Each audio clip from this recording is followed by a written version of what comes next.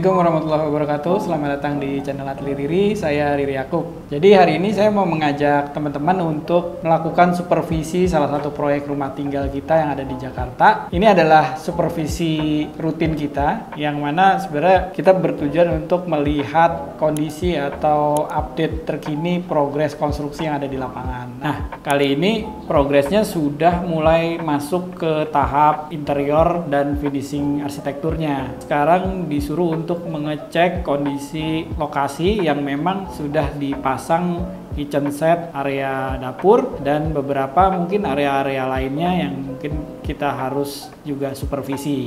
Ngomong-ngomong soal dapur, sebenarnya ada beberapa prinsip yang harus kita pikirkan dalam mendesain dapur. Nah, saya ingin mengajak teman-teman atau berdiskusi sedikit nih mengenai tips dalam mendesain dapur pada rumah tinggal. Karena menurut saya dapur itu adalah posisi atau ruang yang paling utama dalam rumah gitu. Jadi sekarang udah banyak banget sih style atau lifestyle di dalam dapur yang mungkin bisa menyesuaikan dengan lifestyle penghuninya. Nah, salah satunya yang paling prinsip sebenarnya dapur itu adalah fungsi untuk memasak, mencuci, dan menghidangkan makanan. Saya punya beberapa referensi yang saya kumpulkan dari dulu mengenai desain dapur. Jadi dari referensi yang ada, yang utama sebetulnya adalah mengenai prinsip triangle workspace. Yang tadi saya bilang, biasanya di dapur tuh ada tempat menyimpan makanan, ada tempat untuk memasak, dan ada tempat untuk mencuci. Space dapur yang sekarang sudah semakin compact, kita harapkan yang penting ergonomi sesuai dengan posisinya, juga memiliki desain yang baik dan benar.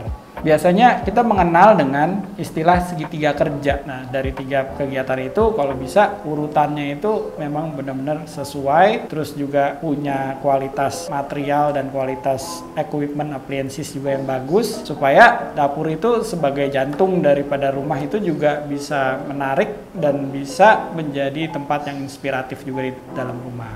Untuk mengimprove space kita yang terbatas, menurut saya kita harus perhatikan ya kitchen work triangle tadi, karena mendesain dapur itu nggak cuman satu model atau sesuai dengan space yang ada kita nggak bisa ngapa-ngapain, tapi kita bisa berkreativitas dalam keterbatasan. Nah, sebenarnya desain dapur itu bisa beragam sesuai dengan layout dari keseluruhan rumah kita. Contohnya misalnya kalau kita punya terbatas pada satu dinding, ya kita cukup mendesain dapur dengan menggunakan E-shape, jadi cukup memanjang linear aja.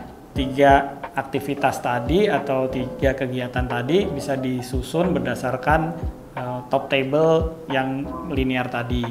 Nah, lalu kalau kita punya space yang punya 2 sisi sedikit tertutup misalnya, jadi kita bisa bikin model L-shape gitu. Jadi dia bentuknya seperti L, lalu aktivitas dari 3 workspace tadi itu juga bisa mengikuti bentuk L-nya. Misalnya kayak posisi tempat kompornya ada di sisi yang paling kecil, atau posisi kulkasnya ada di sisi yang paling ujung, sesuai dengan urutannya. Atau juga misalnya kita juga bisa berkreasi juga, misalnya membuat kitchen setnya itu berbentuk U gitu, atau kita bisa bilang U-shape. Nah, kalau misalnya mau sedikit lebih terbuka lagi space-nya dan kita bisa membuat ruangan itu lebih menyatu dengan ruang lain tanpa ada sekat, bisa aja kita buat model island shape gitu. Jadi di tengah-tengahnya kita bikin satu meja island. Nah, di situ bisa ditaruh lokasi kompor, maupun di situ bisa ditaruh lokasi dari wastafel di situ, atau cuman sekedar jadi meja sarapan misalnya gitu. Nah, jadi dari keterbatasan yang ada tinggal kita pikirkan hubungannya atau organisasi ruang terhadap ruang-ruang lainnya. Nah, kalau di proyek kita ini berada di area terbuka, di open space yang berhubungan langsung dengan ruang makan dan ruang living. Jadi kemungkinan bisa lebih banyak model yang bisa kita terapkan di situ. Gitu kira-kira teman-teman. Nanti kita bisa lihat langsung, kita akan bawa gambar desain arsitekturnya dulu, lalu kita coba terjemahkan atau detailkan di gambar interiornya sambil kita bisa langsung menuju ke lokasi. Oke?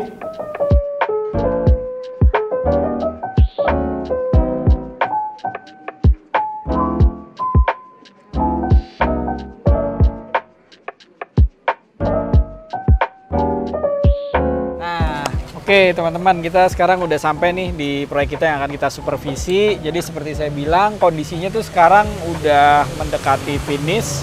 Tinggal beberapa touch-up arsitektur dan interiornya juga udah masuk. Nah, kita di sini mau lihat dulu beberapa update ya, progres dari yang ada. Jadi saya sekarang lagi sama Sandi untuk ngecek kondisi proyek kita. Oke, yuk kita mulai masuk.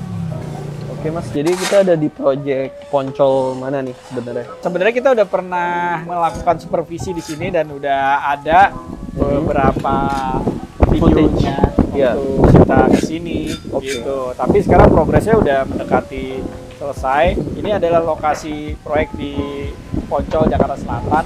Jadi konsepnya memang ini ada 2 rumah yang kembar tapi kebutuhannya berbeda sehingga sebenarnya secara layout juga berbeda. Nah, seperti yang kita sekarang lagi naik ini San, ini kan menuju ke lantai 2 dari depan tadi, ini adalah entrance gitu. Jadi entrance itu menggunakan ramp sehingga kita ketika sampai di atas ini sebenarnya ini adalah zona semi private kali ya bilangnya gitu. Jadi agak diubah sedikit dibalik ya programnya. Nah, ini pintu utamanya nih. Kemarin waktu kita kesini awal itu belum ada, sekarang udah terpasang. Dan kita udah masuk di zona semi private yang mana ini berada di lantai 2 dan ini adalah area living, dining, dan pantry yang tadi sempat saya ceritain di awal. Berarti rumah ini ada 2 lantai. Ya. Program semi private-nya itu ada di atas lantai 2 area living maksudnya. Iya, sedangkan lantai dasarnya itu nanti jadi zona private dan ada section di belakangnya sebagai area service.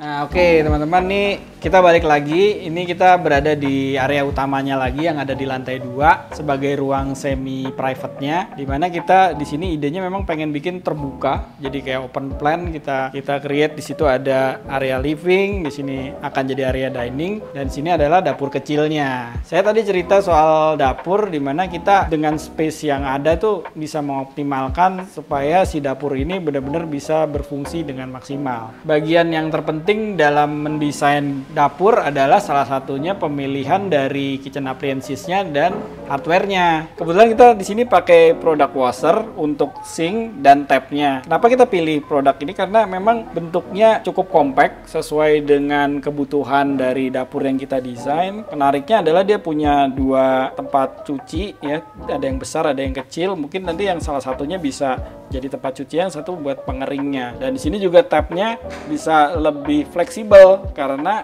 dia bisa dibelok-belokin gini, bisa menyesuaikan sama tabung yang ingin digunakan, dan dia punya 2 tipe, ada air dingin dan air panas. Dan yang lebih keren lagi sebenarnya karena dia fleksibel, jadi dia bisa ditarik, kerannya bisa extend gitu ya, terus bisa dibelok-belokin, dan penggunaan airnya juga ada 2 model. Jadi kalau misalnya kita mau bersihin yang kenceng, kita bisa pakai yang mode ini, terus kalau kita mau bersihin yang agak lebih halus, kita bisa pakai mode ini. Nah, selain hardware dan kitchen appliances, kita juga harus memikirkan bagaimana menempatkan seoptimal mungkin storage karena di dapur itu kan perlu banyak tempat penyimpanan, terus juga perlu fleksibel untuk meletakkan penyimpanan itu. Misalnya kayak di atas dapur biasanya kita taruh top table. Nah, di sini kebetulan kita kasih back panelnya cukup pakai kaca karena view ke depan itu bisa dinikmati sambil memasak atau sambil mencuci piring. Sedangkan di atasnya kita buat storage buat penyimpanan dari piring-piring. Biasanya kalau piring-piring itu harus ditaruh di atas dari area sinknya, area cucinya, karena kalau piring basah setelah dikeringkan di sini dia naikin ke atas. Dioptimalkan juga di atas area kompor, nanti akan bisa taruh storage sampai ke sisi yang cukup banyak penyimpanannya supaya benar-benar bisa efektif gitu kitchen set yang mungil ini. Nah, selain itu juga ada tempat-tempat sendok gitu yang harus kita organize di storage yang biasanya bisa ditaruh di bawah. Nah, kira-kira kayak gitu zona area kitchen atau dapur yang tadi kita sudah bicarakan di awal, dan ini aktualisasi di proyek Poncol ini. Nah, kita sekarang coba cari Sandi untuk mensupervisi area lainnya. Yuk.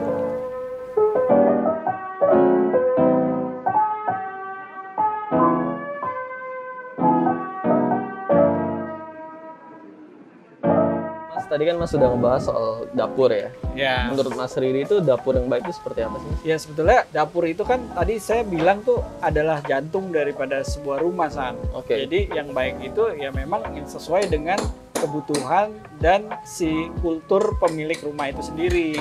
Nah, selain itu ya dapur itu ya memang harus sesuai dengan space yang ada, dan yang terpenting harus mengikuti prinsip-prinsip work triangle atau segitiga kerja itu, San. Oke. Karena yang utama dapur itu harus ada tempat cuci, terus juga ada tempat penyimpanan dan ada tempat memasak. Mas, misal gini, kalau dalam satu space rumah yang minimal ya, yang Iya. kecil, nah itu gimana sih solusi buat kita memaksimalkan area kitchen itu? Nah iya, sebenarnya kalau dari teori dapur itu sebenarnya ada berbagai macam konfigurasi. Jadi seperti yang di proyek ini modelnya E-shape, tapi rencananya juga ntar di tengahnya akan ada island karena dia berada di ruang yang open. Oke. Nah tapi kalau misalnya ruangnya terbatas, ya cukup mungkin E-shape aja, jadi dia linear, atau bisa sedikit agak dibikin L, atau ada juga yang modelnya U gitu. Kalau misalnya space-nya lebih gede lagi, ya balik lagi tergantung kebutuhan dan tergantung Space yang ada. Space yang ada.